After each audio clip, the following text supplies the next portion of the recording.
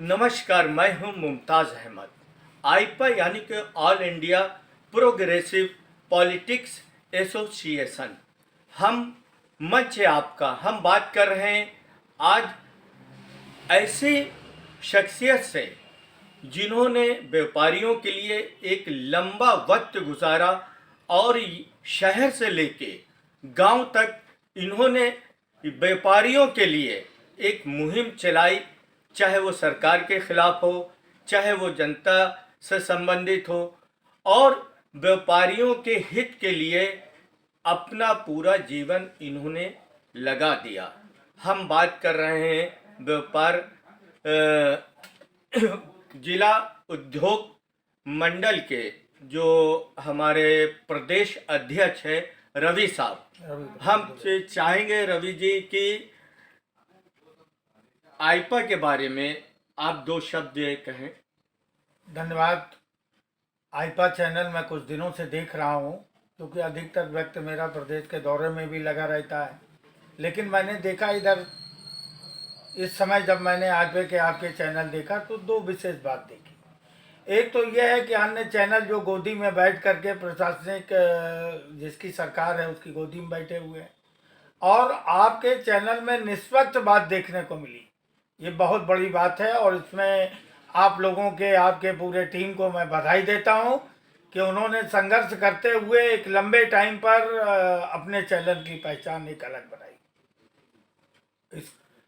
रवि जी, बात क्योंकि आप व्यापार मंडल के कहा जाए कि उद्योग व्यापार मंडल के प्रदेश अध्यक्ष हैं, तो जनपद से लेके गैर जनपद तक भी आपका आवन गमन हुआ होगा, और शहर से लेके ग्रामीण क्षेत्रों तक।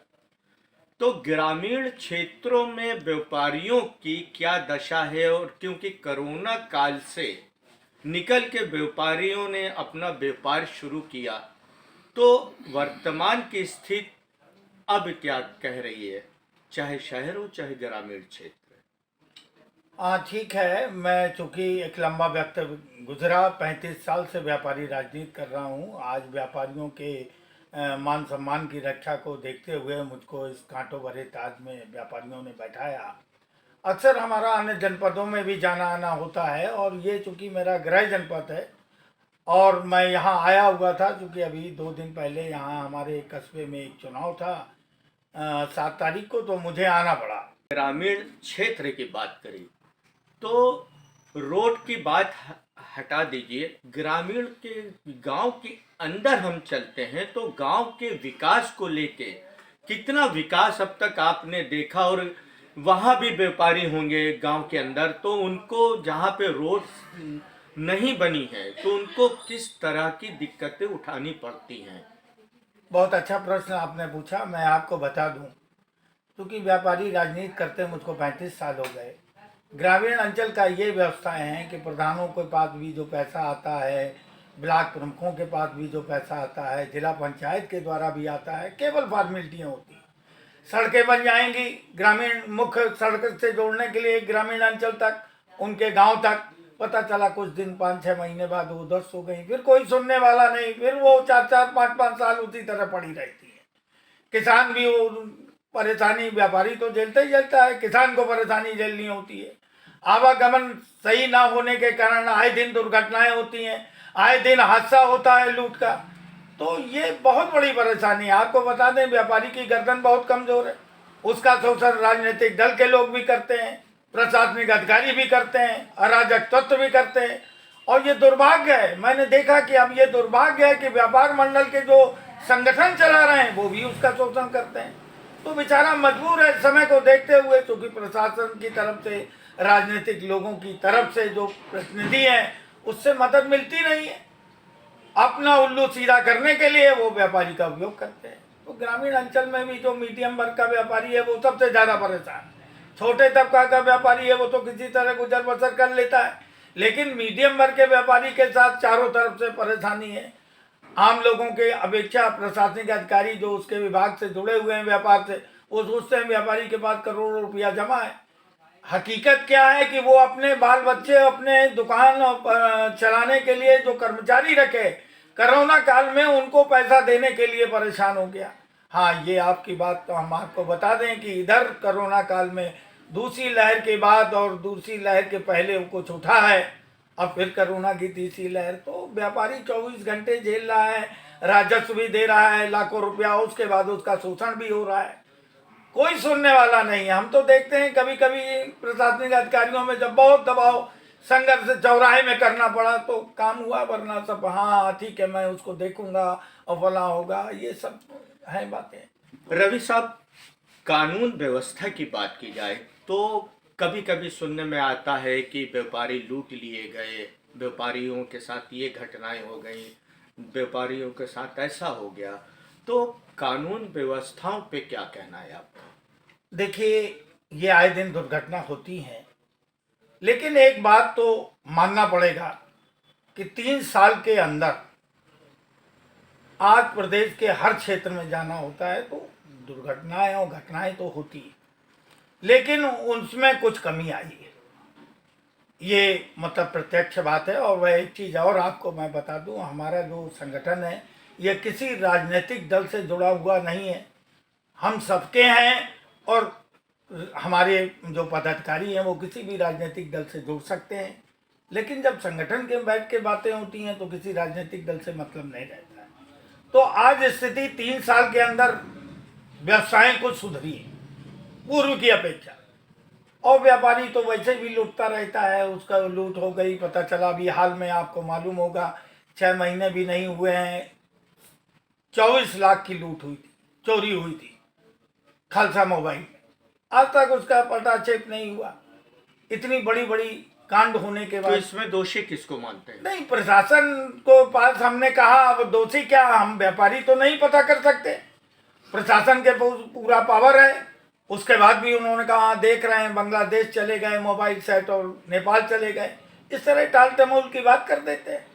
24 लाख वो व्यापारी, कोई बीमा नहीं था, 6 महीने पहले ही उसने अपनी दुकान का निर्माण किया, लंबा पैसा उसने पूंजी लगा दी और 24 लाख का खंड हो गया, क्या स्थिति रही होगी आप खुद कल्पना करिए। लेकिन उसके बाद भी उसके यहाँ 10-12 स्टाफ हैं, उनको सब पाल रहा है। कोरोना काल का इतना भयावह रूप भी उसने देखा। तो अब ये है कि 3 साल से कुछ स्थिति है, लेकिन फिर भी आए दिन व्यापारियों के साथ ये बात तो होती ही रहती है।